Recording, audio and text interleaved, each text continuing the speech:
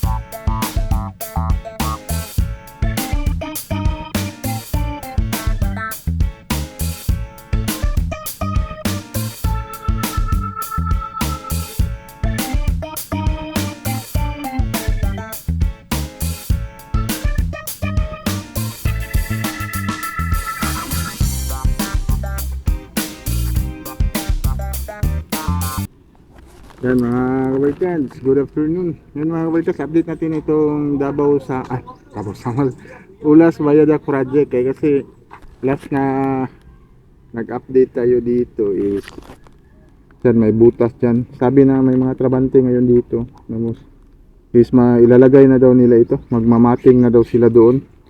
Kasi may balita kasi dito. Yan, narinig natin kay Randy Candido na yung in-interview niya ang DPWH is wala daw budget itong Ulas Viaduct project sa 2025. Wala, hindi lumabas sa GAA yan na budget ito. Pero based kay boss trabante dito, hanggang tapusin daw nila dito. Diyan may butas diyan para malagay itong mga poste, itong pair, may dalawa diyan. Tapos yung sa kabila is subcon na yan. Tapos doon sa may Catalonan Pequeño papunta dito is naglalagay sila ng mga girder sila din kasi ito Jima, Jima Construction.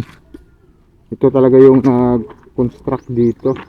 Hope na matuloy-tuloy ito na kahit hindi malagyan ng budget ng 2025, at least matayo lang ito, mapababa dito na area. Yan.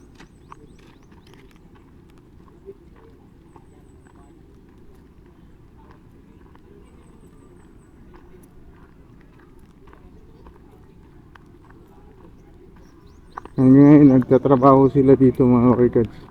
Yan o, binutasan, bago lang sila kahit Sunday ngayon, nagbubutas sila dito.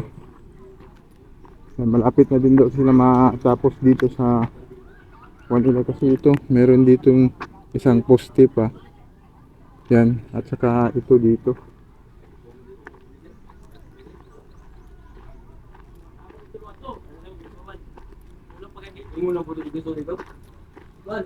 Yan ang hinuhukay nila ngayon dito, itong project dito sa may landing site na ito mga workers. Ngayon may backhoe dito, yan hinuhukay na nila. Diyan na yung landing site kasi 18 pair ito. Yan ika-kuan ito, ika 17, at saka dyan ika 18 yan, tapos abutment na siya. Yan, sa kabila is ibang contractor namin doon, pero doon sa kabila is umpisa naman sila doon, nagawa na sila na capping doon. Ito lang na area dito is hindi pa nagawaan itong dalawa. May dalawa dito, ibang contractor din yan, pero may backhoe na sila. Yan. Na-hope na tuloy-tuloy na ito mga workers. Yan na project na ito. Sana kasi bisa kanina sinabi natin hindi daw ito nalagay itong Ulas Viaduct sa GAA yung budget sa 2025. Pero siguro may pundo pa ito sa 2024 na budget kasi tuloy-tuloy yung trabaho nila eh. Sabi pa ng Travante doon sa GMIS, tuloy-tuloy tapusin daw nila ito, trabaho nila dito sa area na ito. Yan, kukunan natin ng top view. Tapos pupunta tayo doon sa kabila kasi naglalagay doon ng mga girder.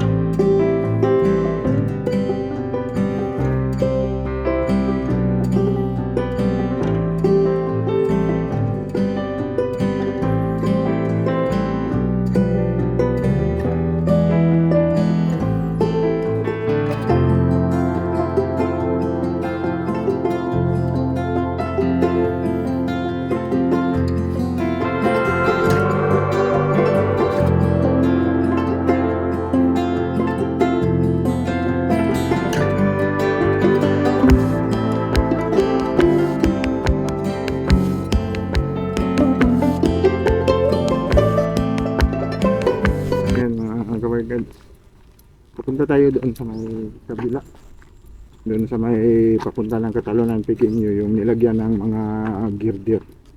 Yan, let's go. Dito pala mga kasi nag-tapping na sila.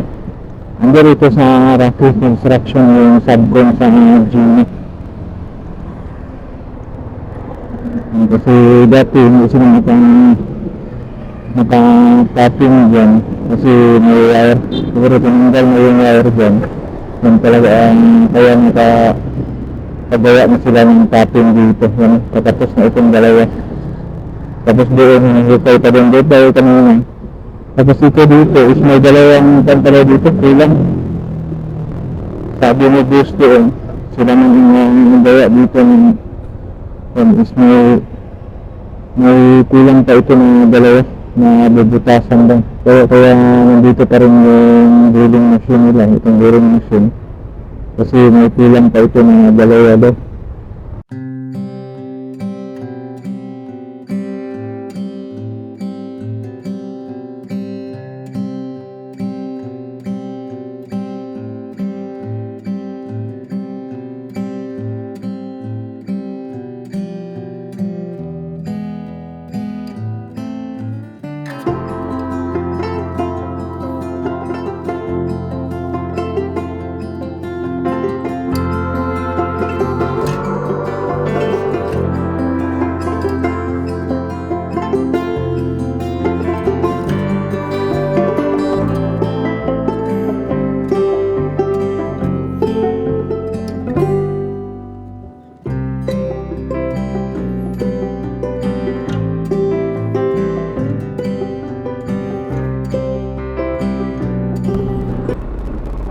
Dito naglagay na sila ng mga girder dito additional ng galawtan sa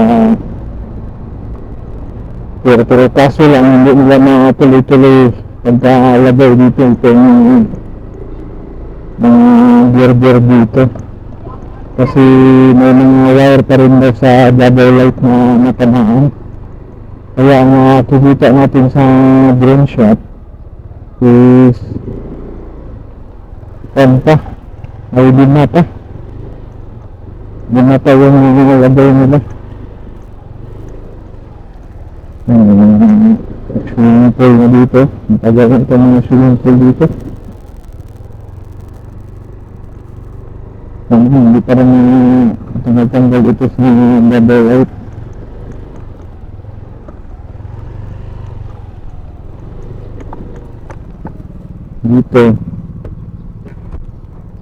Dito may mga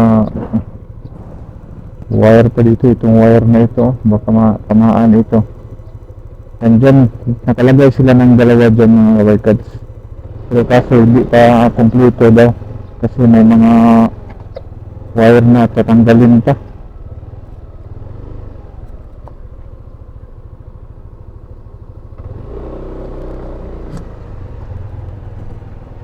Yan ang nailima na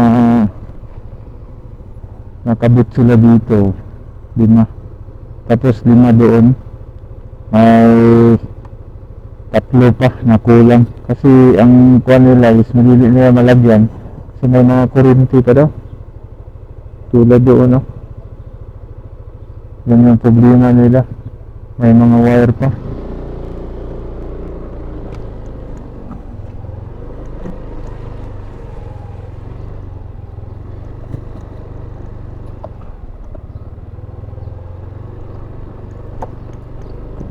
Kasi itong mga girder dito mga workers, dito lang nila kinuha yan, no?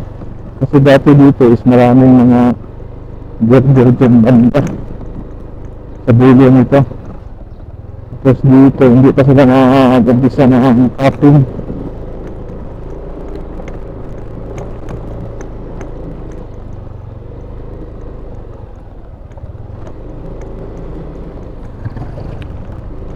Kasi dito sa DPWC, ayusin mo dito itong kalsada dito para madaan lang daw ito kung hindi matuloy-tuloy itong project dito sa Ulas Bayadak.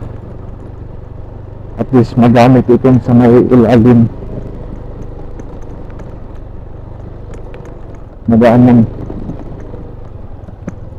Kaso lang ang liit dito, hindi pa ma-expand dito na area.